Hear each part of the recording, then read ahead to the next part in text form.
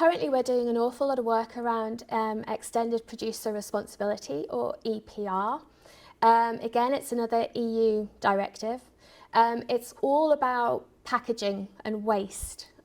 So it's placing the obligation on the exporter, because exporter can mean producer as well, on managing the entire life cycle of the product. So being responsible not just for its production and distribution, but also for its waste collection and recycling.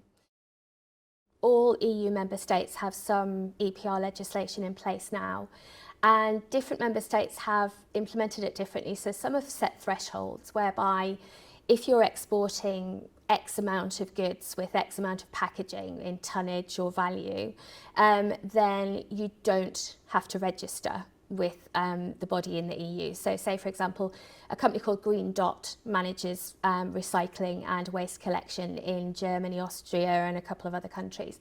You wouldn't have to register with them if your packaging was under a certain threshold. However, when it is over a certain threshold, you have to register with whoever that responsible body is. We call them producer responsible organisations in that member state, and pay a levy, basically, that in turn pays for them to collect the waste and recycle it. Where UK exporters have struggled a little bit is that each member state in the EU has its own legislation, its own bodies, its own thresholds for when it applies to you as the exporter or not. And that's been really quite difficult for companies to navigate. We're seeing it implemented across the world, and even some states in the US have started to implement this regulation. So it's a real one for our UK exporters to look out for and understand.